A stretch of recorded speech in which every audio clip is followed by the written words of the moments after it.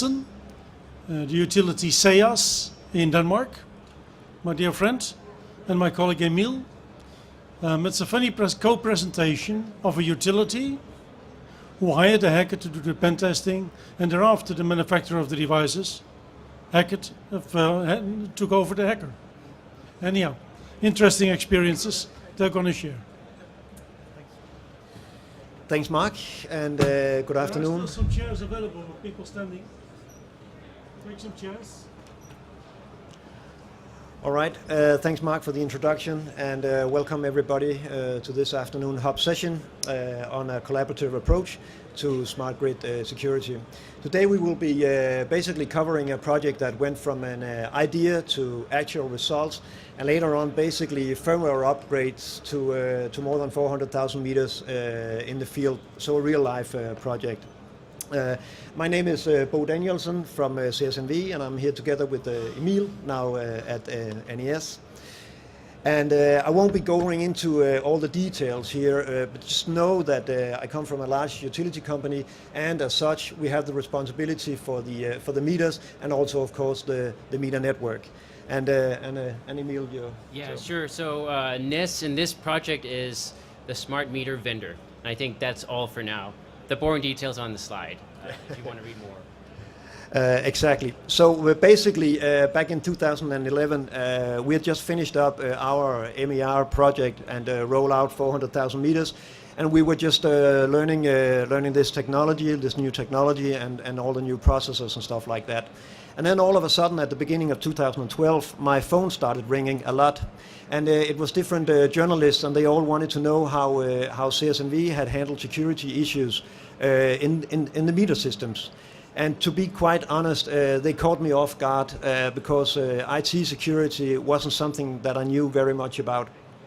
And going back to the tender material at the time, I can see that security was only mentioned with a few lines and no specifics, basically. So, and later on I learned the reason behind all the questionings popping up. And that was actually due to an event happening in the southern part of America, where a utility company had their meters actually hacked. And since we used similar technology, the Danish journalists were quickly picking up on the matter, and they wanted to know how CSNV reacted on that and how security was implemented in our solutions. And basically, I quickly realized that it wasn't the time just to lean back and laugh at the other guys at the end of the boat with a big hole, but rather it was time to realize that this is a common problem. So that led me basically to the idea of this security problem being global, and why a company hacked from another part of the world all of a sudden ended up presenting a problem to us, to our small company in Denmark. So basically, I had an idea that revolved around some questions that I needed to have answers to. And the questions were very simple. First of all, I wanted to know if it would be possible to hack a meter. And remember, those meters, we have 400,000 of them. They are installed at the customer's premises, so they have all the time in the world and all the quiet they need to tamper with it. So that was the first thing. Next question, if it's possible to hack a meter, could you actually from that meter gain access to other meters and thereby attacking the whole network? And ultimately, would it be possible, if you gain access to the network, could you actually end up getting access to the head-end system and basically the entire MDM system, and thereby rendering it useless to the utility company? And that kept me up at night, to be quite honest. So, since I couldn't answer the questions myself, I decided to do this little project. I wanted to have this tested, and I wanted to have it investigated, and I wanted to have it done very thorough, and I wanted an academic approach to it. So we needed, so we could get information on what we were dealing with. So I contacted the Danish Technical University, and I was put in contact with Emil and his professor at the time, and we debated the project, and we decided that that would be an interesting thing to do.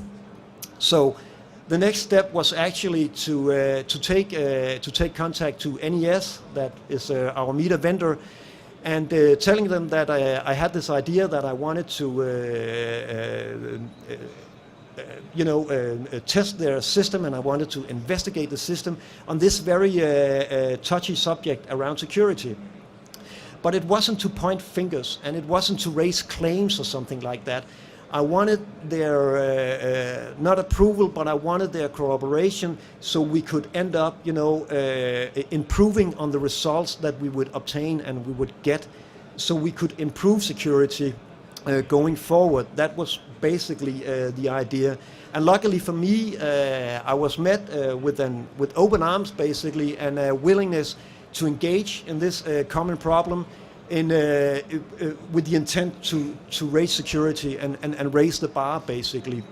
And I just have a short comment from Larry Colton, which is a director from NES, that I would just like to present to you. So as far as what are the key ingredients for the project to be successful, I guess there's a number of key ingredients. One is, first, you have to have an openness to input. You have to be willing to listen, to get input from the customer, wanting to improve. You need to make sure that security is a priority, have a seriousness, that is a critical component of any type of smart grid, smart metering solution.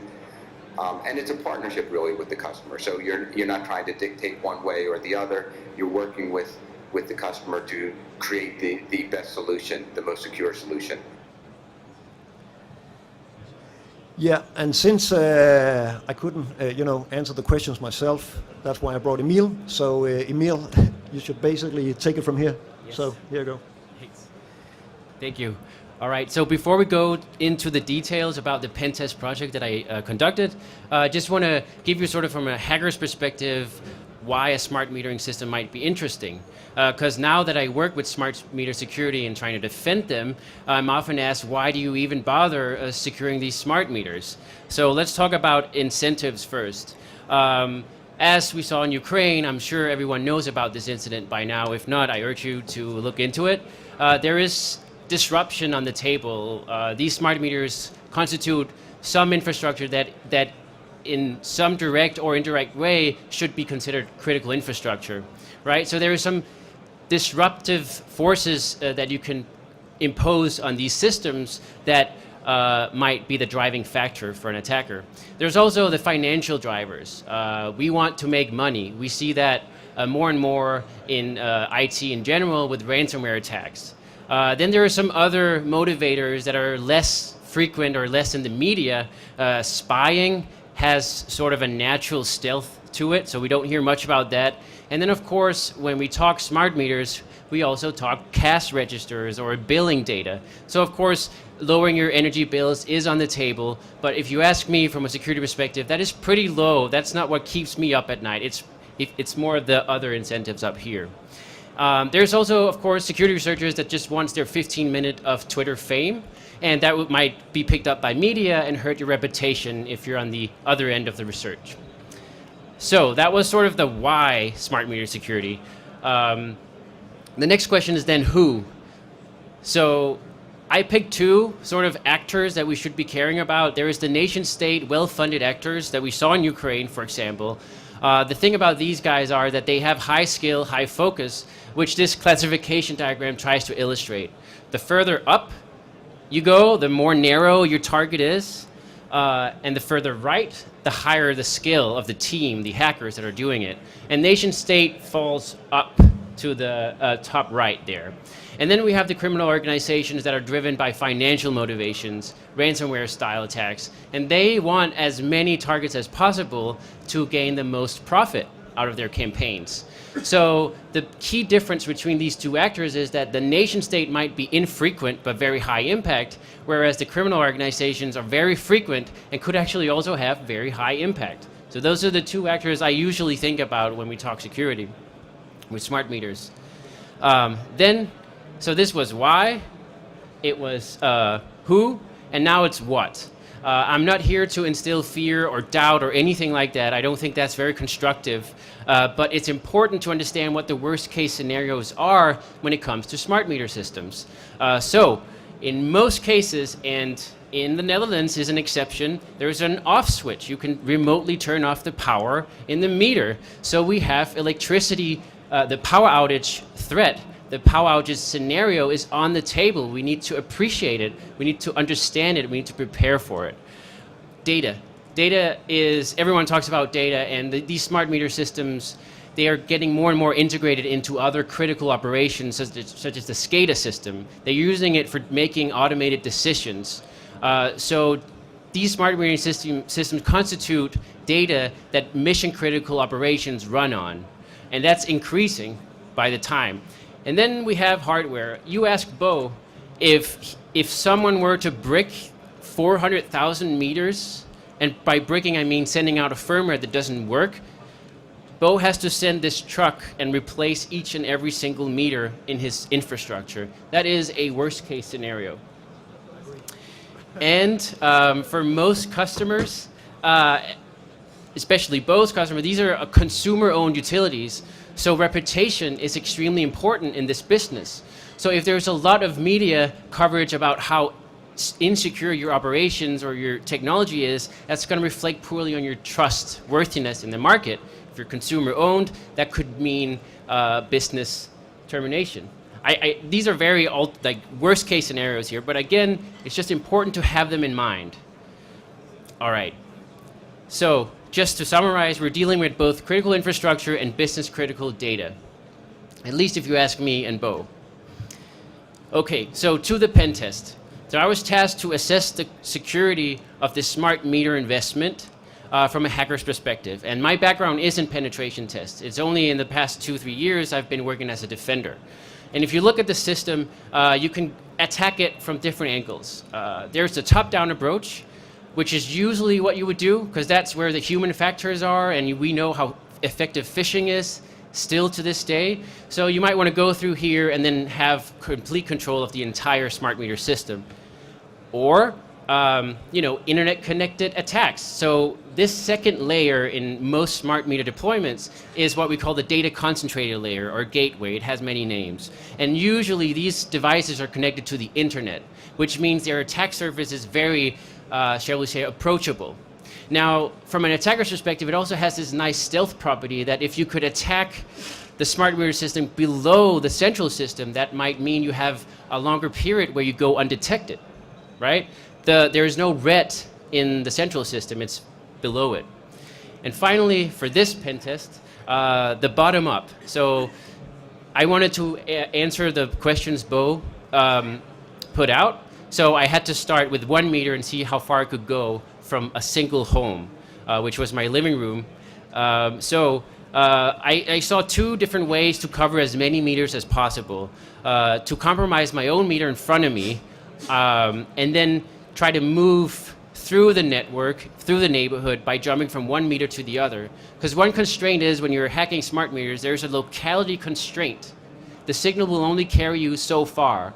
But if you could jump from 1 meter to the other, you might be able to scale a larger area.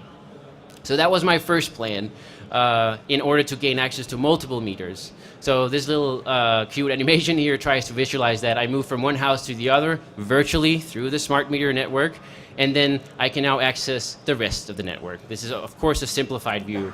The other observation I had was that there is this DC that is controlling the entire domain. So why don't I attack that and then get the domain? So that's the other approach. Simplified here. All right. So in terms of sort of timeline, I had 2 months for this project, and that is pretty exceptional for a pen test. Usually customers are not willing to pay more than 2 weeks because good quality pen tests are expensive. But this was my master's thesis, so I had a lot of time to dig into the nitty-gritty of this technology. And that was actually a really good thing, but because it is such a different system. A smart metering system has complete different technology stacks. So if you're an expert in breaking into internet-like systems, you will have to study this new technology because most of your tools will not work. So I spent at least a month and a half understanding new protocols, understanding new standards, developing my own attack tools that I had for other systems that I lacked for smart meter systems. This is a lesson learned for all of you that want to do Pinterest. Find people that either you want to invest in getting the knowledge to them, or people that already has it in smart meter systems. If you're not going to go out in a general pen test shop, chances are they've never seen this technology before. So that was just an observation here. And again, my plan was to go from my own little meter with the optical port that gives me administrative access, and then escalate my access from there. So from multiple meters to the DC and upwards. Now, I'm not going to be dropping any 0 days today, so if you want to know the more technical details, you can find me here. I would rather discuss those one-on-one. So we did a lot of projects. There was a number of vulnerabilities discovered, as you can imagine, when someone spends so much time on this. And we improved many, many areas. It amounted to actually 2 major security updates that Bow production systems are now running on, and all of other Nest customers can run it, and most do. There were improvements to the network security protocol. We hardened the attack surface using standard testing tools such as fuzzing. We improved some authentication parts of the local ports. And most importantly, we looked at how we could detect compromises after the fact. So with this new security update, we have very high fidelity signals of compromise. And I focus mostly on post-compromise detection. So that's really cool. There's some really cool features there. I don't have time to go into all the details here. So this was a university project. At least it started out that way.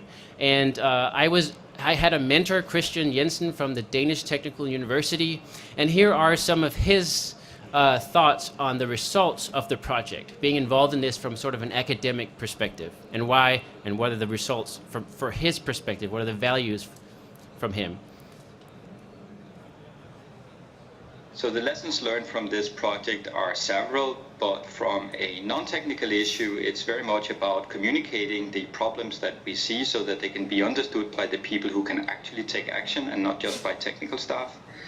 And the other issue that I think came out of this project was that we've learned that security technology is basically implement perimeter security, but that means that you need to control where your perimeter is, and in a pervasive computing context, such as smart metering, where we have devices in people's homes, the perimeter is very, very hard to control.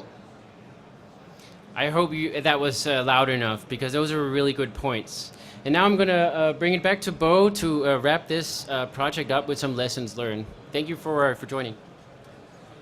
Yeah, basically just very quickly here, lessons learned from the project are numerous, but if I should just sum up some of the points on the board here, I would say that that even though we as a utility company, we interact with the different vendors, we use different technologies and stuff like that, one thing's for certain, and that is the responsibility for the security part of the smart grid and the smart metering systems will always be ours. It cannot be outsourced. And that's why we as a utility company, even though it's not our core competence, we need to engage with the vendors with the technology providers on these subjects. So we need to ask a question and set standards and really have an active approach on this and join forces. Since the bad guys are working together, so should the good guys, basically. So that's probably my main point from an output from this project, just summing up, basically. So going from that, I just wanted to just sum up, and I wanted to thank you all for joining us here today. Both Emil and I will be present here in the event, so any further questions, let us know and just grab a hold of us. Not too hard, but anyway, thanks. Yeah. So if you're interested in more penetration tests, Nicholas will do an excellent job in covering that in more depth. So stick around. So one question to you, Bo. You started to say that it kept you awake. Yeah. Do you sleep well now? Yeah, I sleep much better, but I think it's an ongoing process. The bad guys keeps getting better, so should we. So yeah, but yeah, I sleep fine. Thank you. Thank you very much. So from one to the other, I'd like to introduce Nicolas Vlot, Trusted Labs, with his speech, A Hacker's Perspective. So if you can't beat them, join them. Huh? Thank you, Mark. Thank you, Bo and Emil, for your nice presentation.